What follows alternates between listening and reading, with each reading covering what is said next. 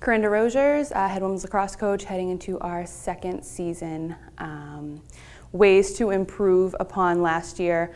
Really, we're focused on being process-oriented. We're trying not to think about outcomes. We have a really young team still, but we have 2 recruited classes in, so we're hoping that the leadership from our freshmen last year can really help trickle down to these impacting freshmen. We're working on our overall athleticism and our cohesion and our physicality. Something you saw a lot with our freshmen last year was a tendency to shy away from the hit or to try to play a little bit more of a finesse game, and just with the teams we're playing in conference, we need to be a little tougher than that. So we're working on being a better team, and we're working on playing a little bit more physical this year.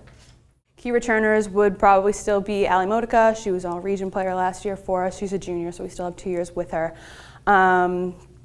Mary Gormley still is one of the best sticks I've ever seen in any division, and we're still kind of working with her, specifically dodging the cage, taking shots sooner, being a little bit more confident with herself, because she is a game changer, and she has to realize that. And then, of course, Sarah Grenier, leading points producer last year. I think she was a top 5 in the country as a freshman, opening up her arsenal of shots so she's a little bit more versatile, having her focus on using her speed a little bit more than trying to be flash.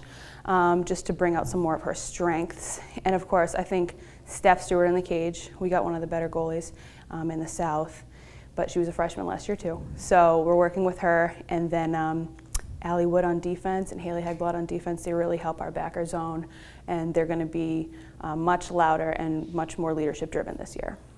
As of right now, we have 2 freshmen that, if things continue to progress the way they are, will probably crack the starting lineup. Brittany Embry is a Florida native. She will be low on our defense.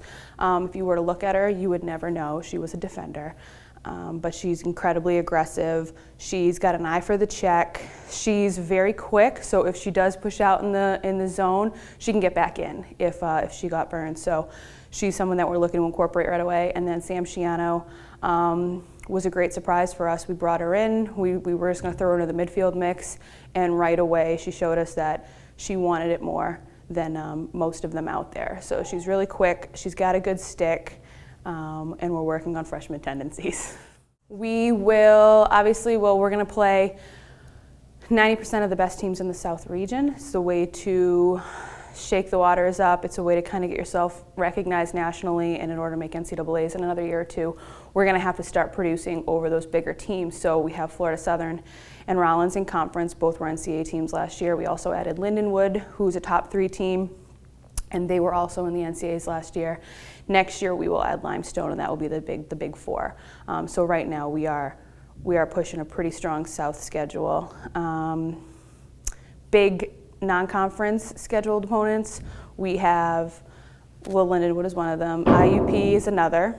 They have been a great Mid-Atlantic team for a lot of years, so they'll come down and play us. We'll play New Haven. They were NCAAs for the North region, and we dropped some of the newer teams that we played last year, and we're just bringing in a little bit more depth in the schedule. We have quite a few games. I think we have 13 home games in March, so hopefully our short roster can handle the massive schedule, and then we'll slow down in April and we'll take it to conference.